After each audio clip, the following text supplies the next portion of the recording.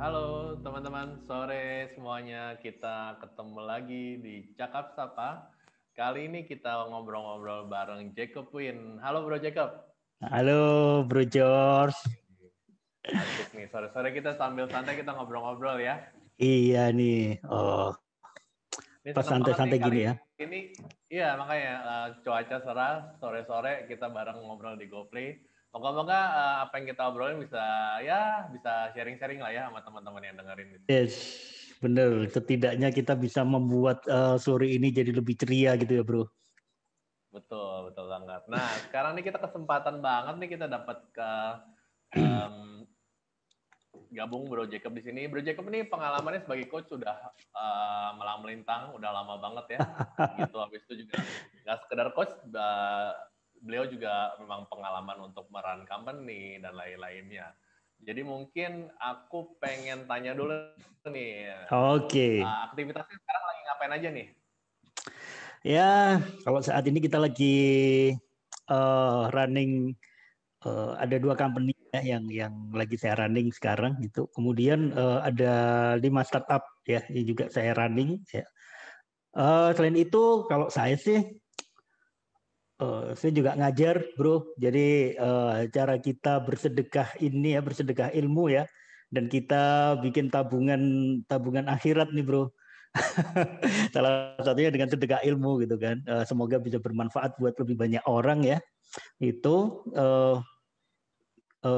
kemudian saya juga bantuin kampus nih. Saya bantuin kampus handle pusat bisnis dan kewirausahaan, Bro, di kampus, Bro.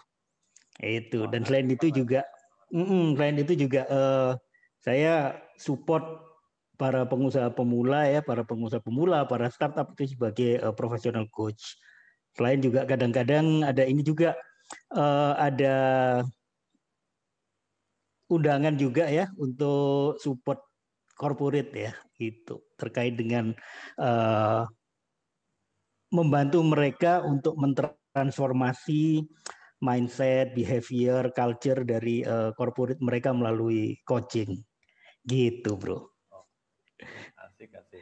Jadi banyak banget nih aktivitasnya dan well versed ya. Jadi ada kampus dan macam dan pas banget nih sama kita ini ya, business building for millennial ya.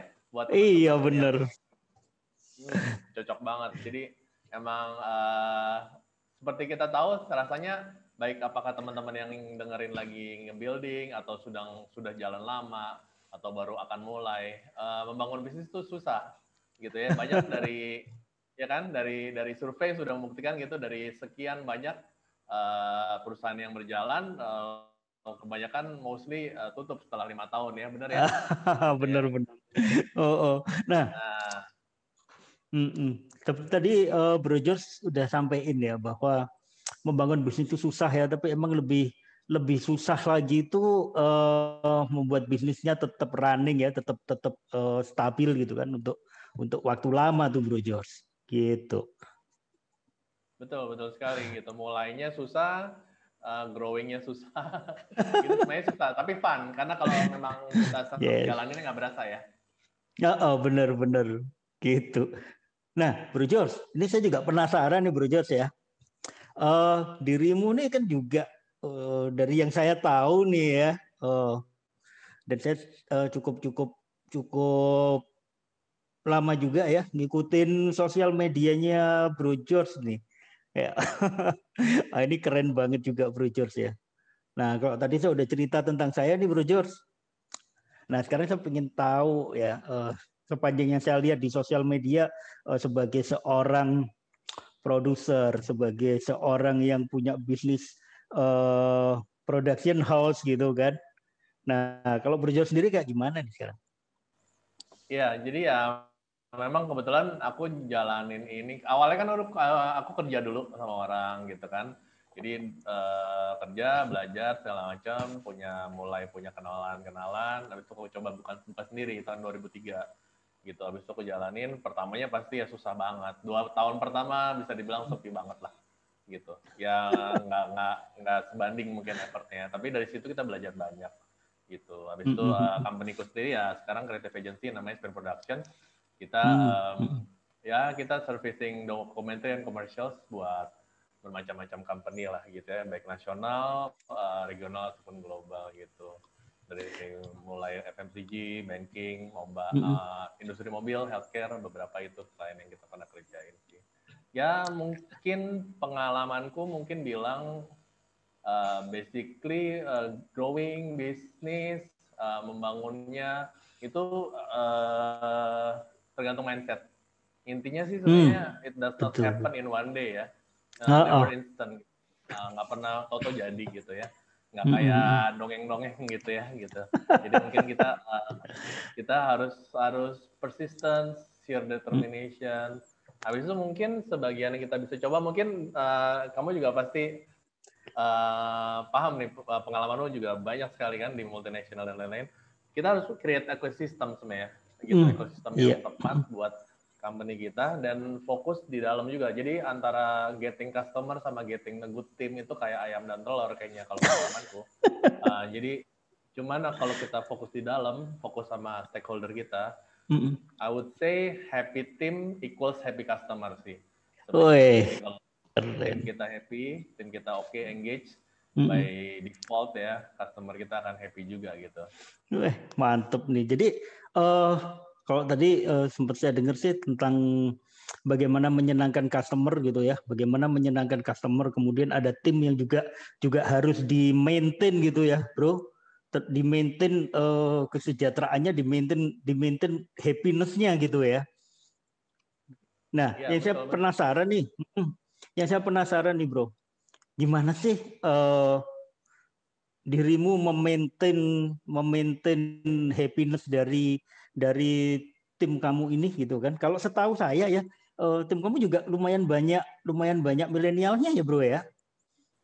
Iya betul. Jadi memang kayak seperti layaknya creative agency, kita punya tim di beberapa departemen lah gitu ya. Ada yang milenial, ada yang seumuran aku juga, ada beberapa partner yang lebih tua sedikit gitu, ada yang ya kurang lebih. Tapi intinya sih bukan about umur ya. Kita berpikir kalau aku basicnya sih sebenarnya kalau kita relate sebagai antar manusia, sebenarnya basically banyak persoalan kelar dengan sendirinya sih sebenarnya. Ya seperti kalau kita treat tim kita sebagaimana kita mau kita di-treat gitu ya. Kalau kita memanusiakan dia dengan kayaknya akan begitu. Aku sendiri banyak belajar terus terang.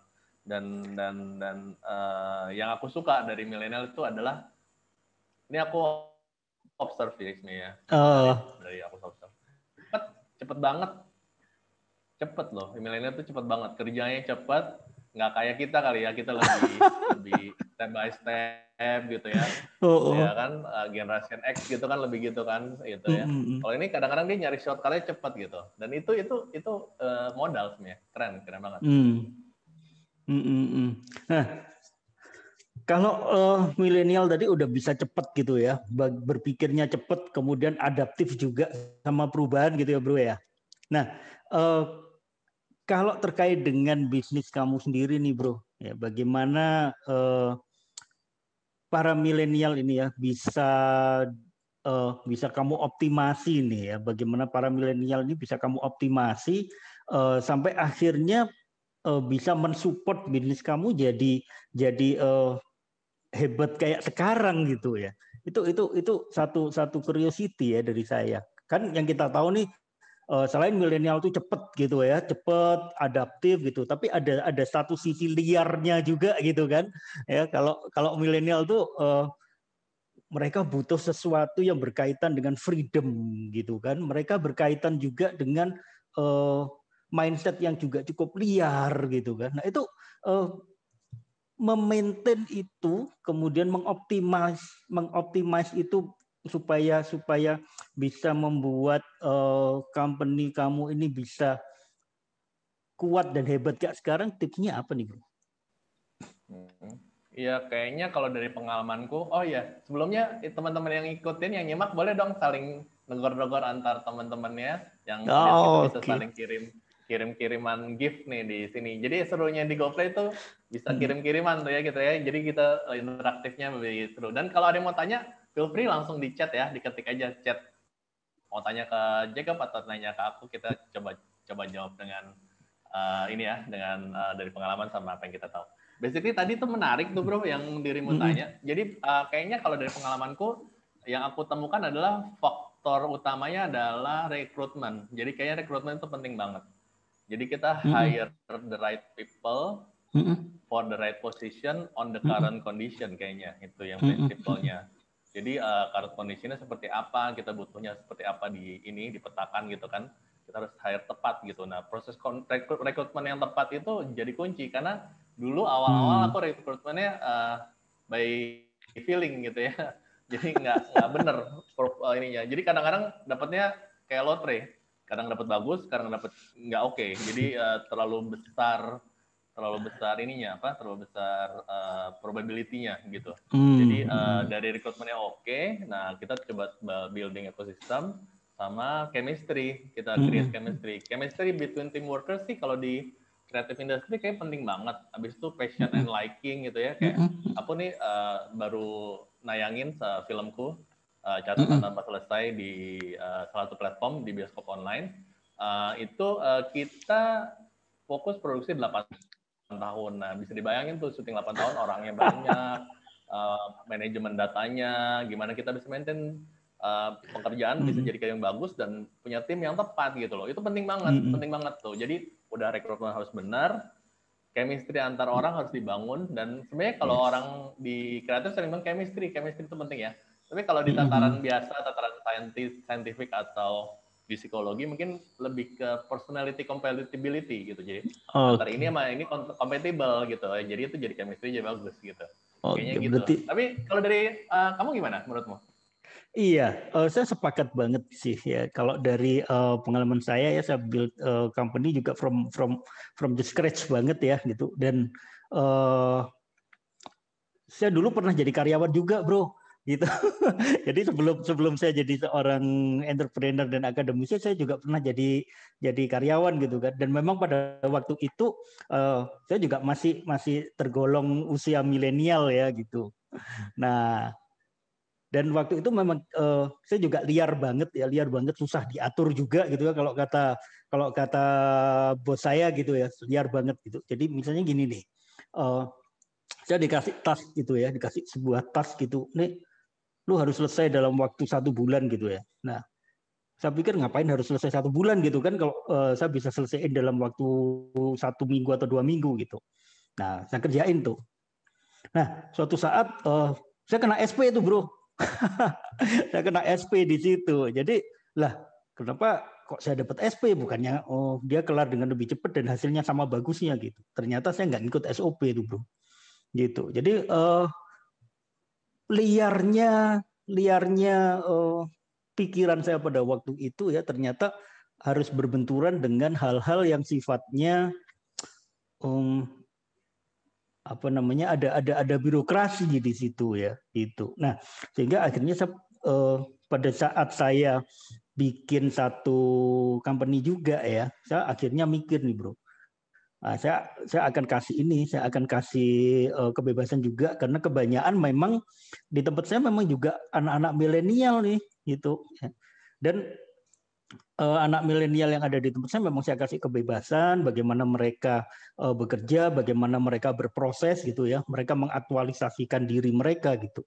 Dan satu hal yang tadi saya sepakat banget dengan yang dirimu sampaikan tadi ya, bro, bahwa untuk menumbuhkan happy customer ya memang harus berawal dari happy team gitu. Nah itulah kalau kita bekerja dengan milenial ini impact-nya luar biasa ya yang saya tangkap dulu. Semakin mereka ini happy ya, bekerjanya juga happy, mereka akan kasih hasil yang juga nggak tanggung-tanggung gitu loh, nggak tanggung-tanggung banget. Artinya mereka tidak hanya mengejar duit ya, tidak hanya mengejar materi gitu bro, tapi mereka juga mengejar kepuasan diri dan aktualisasi diri nih gitu. Nah itu yang kalau saya coba munculin ya chemistry itu bro gitu. Kemudian saya juga gali passionnya dan saya kasih kebebasan mereka ya di awal gitu. Karena ini juga kaitan dengan startup gitu ya, bagaimana mereka bisa mengaktualisasikan diri mereka. Kamu sebenarnya pengennya ada di posisi mana sih gitu. Walaupun juga saya ada satu sistem ya, saya ada satu sistem di mana mereka memang staf-staf saya itu pada waktu rekrutmen mereka memang harus mengikuti ini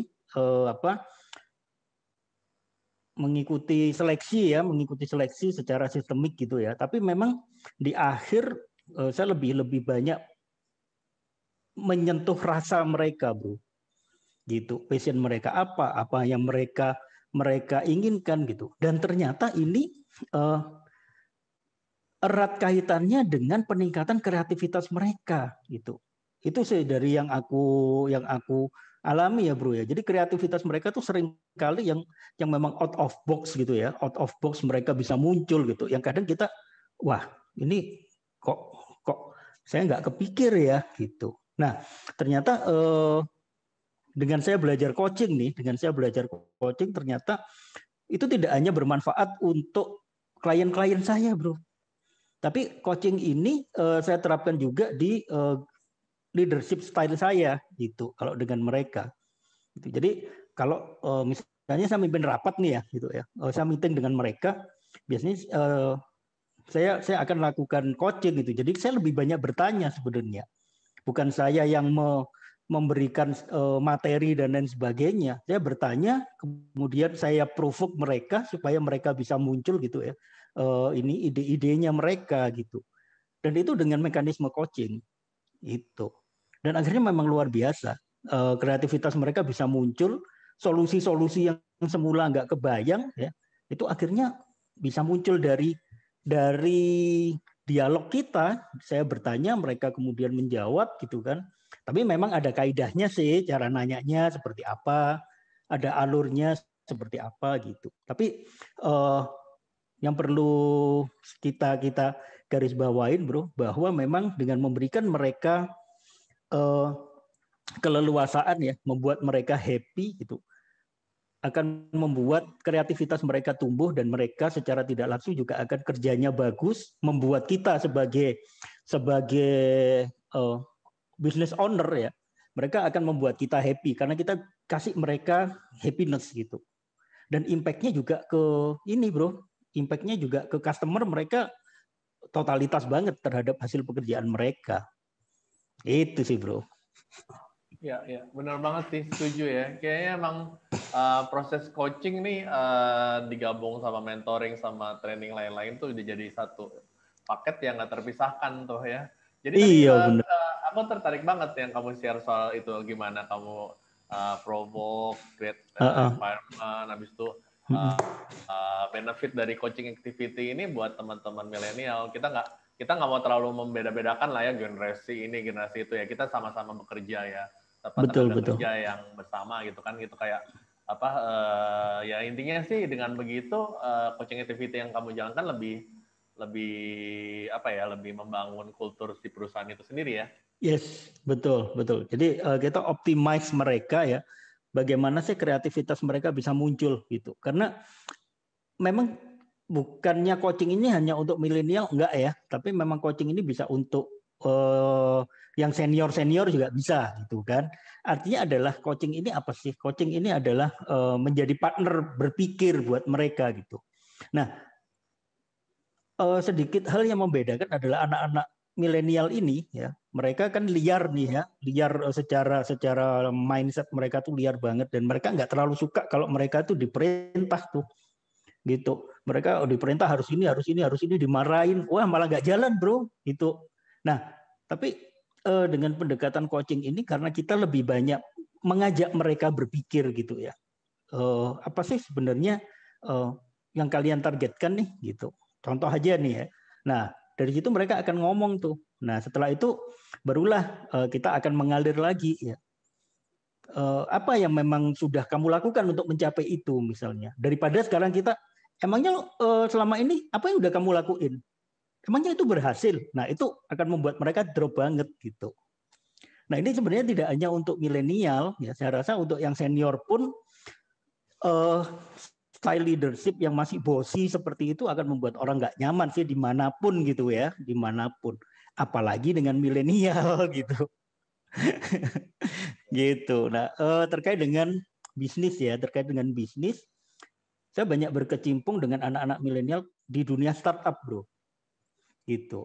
Nah, karena di dunia startup ya kita memang harus berpikir secara milenial juga gitu ya, secara milenial juga gitu. Dan pendekatan coaching emang pas banget menurut saya ya gitu. Karena kalau mereka cuma dikasih training aja gitu kan, kemudian mereka ada masalah, oke, kita carikan mentor ya, dipanggilin mentor. Udah dikasih tahu tuh sama mentornya. Pada waktu mereka training, ilmu udah digerojok tuh mereka kan, udah dikasih sampai penuh gitu ilmu ya, gitu. Sampai sekian level gitu. Kemudian udah dikasih mentor juga. Tapi kenapa ya kok masih nggak achieve ya gitu? Kenapa kok masih apa standarnya atau KPI-nya masih nggak tercapai ya? Nah itu kan pertanyaan itu akan muncul dari orangnya akhirnya kan yang bermasalah gitu. Dalam hal ini adalah loh kalian udah dapat ilmunya kenapa nggak dijalanin gitu. Pasti dia akan punya banyak sekali argumen.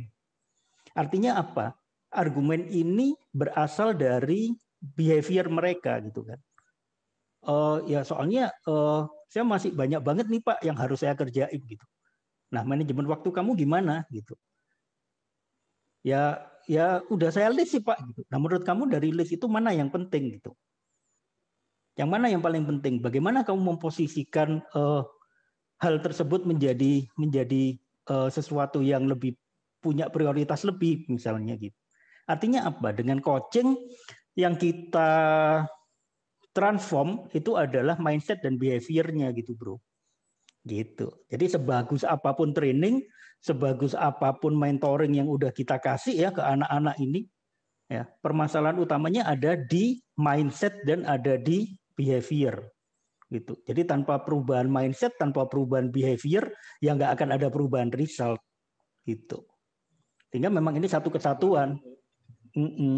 Coaching nggak bisa jalan sendiri tuh. Iya, ya betul betul. Oh, Nah teman-teman yang lagi dengerin nih, kita nggak ada late post-nya ya, jadi cuma di live doang nih. Jadi gunain kesempatannya, boleh kalau mau ada yang tanya langsung ketik aja di chat, langsung aja nih Bro Jacob nih, aduh daging doang nih dari tadi omongannya. Asik banget.